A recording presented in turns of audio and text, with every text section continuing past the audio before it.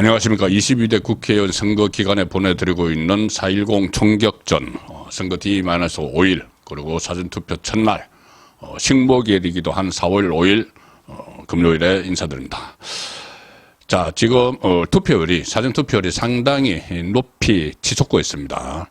오후 3시 기준으로 11.12%, 이것이 2020년 그 총선 때에 비해서 2.63%포인트나 높습니다. 특히 호남 지역에서 상당히 투표율이 높다. 그리고 대구 지역은 최하위다. 이런 그 집계가 되고 있는데, 이건 역대 선거 때마다 항상 있었던 일입니다. 사전투표가 호남 지역이 가장 높습니다. 처음부터 계속 높고, 대구는 항상 제일 처져 있었죠. 자, 그래서 이 선거 결과, 이 사전투표율이 높은 데 따른 선거에서 어느 쪽이 유리할까? 이 부분은 좀 더 면밀히 따져봐야 될 필요가 있는데, 일단 그 선거 전문가들은 요즘 부쩍 들어서 민주당 쪽에서 선거 압승을 자신을 하면서 조금 그 좌파 유권자들이 조금 느슨해진 것 아닌가, 자, 그런 분석이 나오고, 우파에서는 위기감을 느껴서 다시 제가 말씀드린 그 환한 우파 보수들이, 앵그리 보수들이 다시 돌아오기 시작을 했다. 자, 그런 추세가 있고, 또 한동훈 비대위원장도 그 사전투표 동료를 계속했죠. 자, 그런 상황. 물론 민주당 이재명도 사전투표 동료를 했지만, 사전투표에 대해서 거부감을 가지고 있던 그 국민의힘 지지자들도 상당수 투표장에 나갔다고 보면은 아직은 어느 쪽이 유리하다 이렇게 판단하기는 이러지만은, 섣불리 판단하기는 이러지만은, 역대 선거 중에서 사전투표율이 가장 높았던 것이 바로 2022년 대통령 선거였습니다. 대통령 선거 때인데, 그때 가장 높은 사전투표율이 있었는데, 윤석열 후보가 승리를 했죠. 이재명을 0.73% 차이로 제치고 승리를 했습니다. 그렇기 때문에 사전투표율이 높은 것이 일단은 뭐 좋은 기운이다, 좋은 분위기다, 뭐 이렇게도 받아들일 수가 있는 상황인데, 어쨌든 뭐 본투표까지 가야지 모든 게 결정이 되는데, 지금 막판 변수는 역시 투표율이죠. 투표율인데 어느 쪽에서 많이 그 투표장으로 가느냐, 그 부분이 남아 있는데, 말씀드린 대로 민주당 지지자들은 조금 이완된 느슨한 모습이고, 국민의힘 지지자들은 이번 선거에서 민주당에 또 제1당을 내주면은 윤석열 정부 후반부, 중반부, 후반부 국정 운영은 완전히 어렵게 되는, 조국이 이야기했다시피 레임덕을 넘어서 데드덕, 아예 무정부 상태가 되어버릴지도 모르는, 자, 그런 긴박감이 있기 때문에 투표장에 많이 나갈 걸로 국민의힘도 기대를 하고 있습니다. 자, 그렇게 돼서 막판 변수가 투표율이고, 자, 막판 쟁점은 크게 보면은 두 가지인데, 하나는 의료 대란이죠. 의료 대란은 아마 이 주말이라도 좀 극적인 타결 가능성이 있다. 내주 초나. 왜 그런가 하면, 지금 의료계 분위기 여러 갈래로 나눠져 있지만은, 전반적으로는 이 총선 기간 때, 총선이 끝나기 전에 뭔가 타결을 봐야지 그래도 정부로부터 많이 얻는 게 많다. 끝나고 나면은, 총선이 끝나고 나면은 오히려 정부의 강경 입장이 그대로 유지될 가능성이 높다. 이런 인식이 있기 때문에 선거 전에 이게 타결이 되면은 상당히 분위기 반전에 긍정적인 영향을 미칠 겁니다. 자, 그리고 또 하나 쟁점이, 지금 민주당 이재명의 그 고집으로 인해서 후보직을 사퇴하지 않고 계속 가고 있는 두 사람 문제가 있죠. 바로 김준혁, 양문석. 자, 김준혁은 수원정이죠. 양문석은 안상갑인데, 김준혁은 뭐 입에 담기도 민망한 그런 막말들, 오늘도 계속 과거에 했던 막말들이 막 쏟아지고 있습니다. 뭐 윤석열 대통령 부부를 암수 구별을 못하는 뭐 토끼에 비유했다든가, 이대생들, 이하 여대생들의 미군 장교 성접 때 그 파문도 계속 이어지고 있고, 그리고 이 양문석, 안상갑의 양문석 후보는 그 딸의 사기대출 문제, 이것도 지금 금감원과 새마을금고중앙회가 오늘 수사를 의뢰를 하고 이런 상황으로 가고 있습니다. 그렇지만 이재명은 이 두 사람을 내치지 못하죠. 이 내치지 못하는 것이 지금 상당히 이 선거의 이 남은 5일 동안 흐름에 큰 영향을 미칠 수가 있습니다. 제가 오늘 지금 말씀드리는 초점은 여기에 있습니다. 뭐냐면은 이대생들이 그렇게 침묵을 해도 그렇게 시위를 해도 이재명이 침묵을 지키고 김준혁을 내치지 못하는 이유, 뭐 이재명을 본인을 정조 대왕에 비유해서 이런 게 아닙니다. 이게 어떤 함의가 있느냐 하면은, 자, 지금 수원정이죠. 김준혁이 출마한 곳은. 그런데 수원정에는 다른 후보가 없습니다. 국민의힘 이수정 후보, 교수 출신이죠. 이수정 후보와 단 둘이 맞붙어 있습니다. 그런데 만약에 김준혁을 후보 사퇴를 시키면은 이수정 후보, 국민의힘 후보가 그냥 그대로 무투표 당선이 되죠.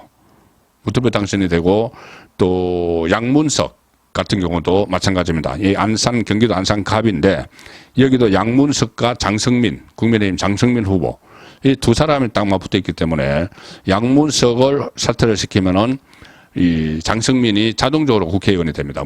투표를 안 합니다. 자, 그렇게 되면은 이 두 석이 날아가죠. 그 전에 그 후보 등록 마감 후에 사퇴시킨 후보가 한 사람 있었죠. 이재명이 사퇴시킨 세종시 갑의 이영선 후보. 이영선 후보 같은 경우는 거기 국민의힘 후보 외에 이 민주당에 있던 김종민 후보가 있습니다. 새로운 미래, 이 이낙연 당 김종민 후보가 있기 때문에 어차피 여기는 김종민이 되더라도 나중에 민주당과 합당을 하거나 민주당에 복당을 할 가능성이 있기 때문에 그때는 민주당 후보 이영선을 완전히 낙마시킬 수 있었지만은 지금은 김준혁이나 양문석을 낙마시키면은 배지 두 개가 그냥 국민의힘에게 그대로 가게 됩니다. 그래서 본인들은 이것을 그대로 버티는 것이죠. 자, 버티는데, 이게 한두 석이 지금 상당히 중요합니다. 그러니까 과거에 2016년 총선 때, 민주당과 당시 새누리당 단 한 석 차이였죠. 123대 122. 그렇게 됐는데, 한 석이라도 다수당이니까 국회의장을 비롯해서 주요 상임위원장직을 가져갔습니다.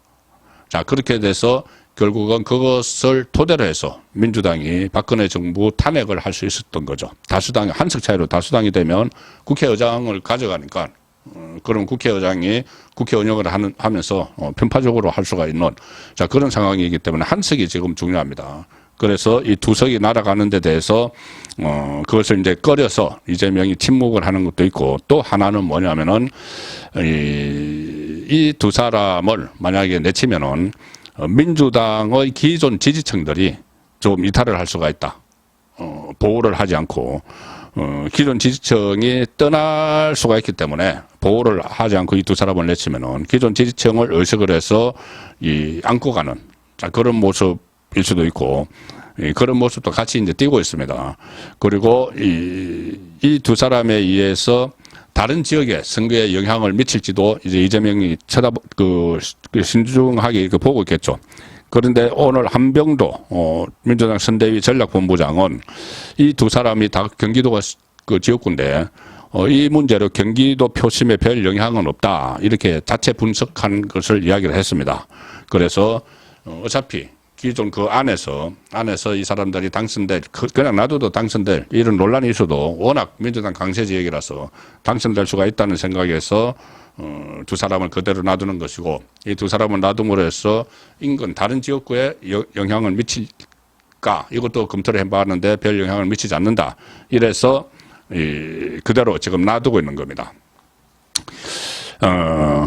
이 상황은 국민의힘 이 초기에 도태우, 장해찬 두 후보의 말과 관련해서 즉각 정리한 것과 상당히 대조가 됩니다. 즉각 정리해서 강성 보수층이 많이 이탈을 했죠.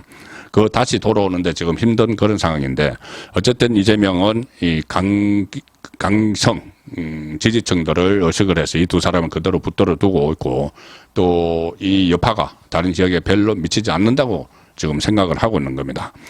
자, 그런데 이게 국민의힘에서 이것을 좀 제대로 공격 포인트를 잡아서 공격을 하게 되면은 선거 막판의 최대 호재가 될 수 있습니다. 이 두 사람 문제는. 김준혁 같은 경우는 여성표, 이대생 발언, 이대생의 뭐 성접대 발언 이런 것 때문에 이대가 지금 그 시위를 하고 그리고 여성단체에서도 비난 성명을 내고 하고 있죠. 그러면은 여성표를 확보를 하는데, 국민의힘이 확보를 하는데 이 전략을 잘 세우면은 상당히 유리할 수가 있습니다. 그 도덕성이 이제 진보 진영의 도덕성 그리고 이런 게 민낯이 드러났다 이렇게 볼 수가 있는 건데, 그래서 한동훈 그 비대위원장도 오늘 사전 투표를 이대가 있는 이화여대가 있는 신촌 그 주민센터에서 사전 투표를 했죠. 자, 그래서 상징적으로 이 여성 비하가 일상화된 좌파 진영, 과거에 뭐 이 박운순 때부터 오거돈, 안희정, 어쨌든 성 관련해서 추문이 끊이지 않는 여성 그 뭐 어떤 그 성희롱이나 또는 이렇게 여성을 비하하는 이런 것이 끊이지 않는 그 대표적인 상징적인 인물이 지금 후보 사퇴를 하지 않고 남아 있는 거죠.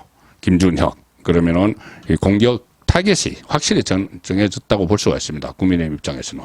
이 여성표는 이렇게 해서 공략이 가능하고, 또 하나 양문석은 딸을 뭐 사업자로 둔갑시켜서 갑자기 11억 대출을 받고 이렇게 했기 때문에 그때 영끌이 잘 되지도 않는 영혼까지 끌어모아서 뭐 집을 사는, 그런데 그것을 아주 손쉽게 했죠. 문재인 정부 시절에. 그래서 2030 세대를 겨냥을 해서는 양문석의 이 비리, 이 부정부패, 뭐 이런 것을 집중적으로 공격을 하면은, 상당히 이 효과적인 그 전략이 될 것이다. 그렇게 생각이 됩니다. 여기 또 공룡운 있죠. 공룡운. 이 화성을의 공룡운 아들에게 제대할 때 30억짜리 부동산을 안겨준 공룡운 문제. 자, 이런 것까지, 어떻게 보면은 이게, 사회에서, 퇴출을 해야 될 그런 사람들인데, 선거 국면에서는 국민의힘이 충분히 호재로 활용할 수 있는 양문석 게이트, 김준혁 스캔들, 결과적으로는 국민의힘이 총선에서 승리하는데 하나의 그 디딤돌이 되는 그런 상황이 선거 막판에 전개가 되고 있습니다. 물론 선거에 뭐 이용한다 이런 차원을 넘어서 이 사람들의 이 행태는 우리 사회에서 척결을 해야 되는 대상이기 때문에 더욱더 선거에서 국민에게 각인을 시키는 그런 막판 선거 전략이 필요합니다. 총선 D-5일에 보내드린 4.10 총격전이었습니다.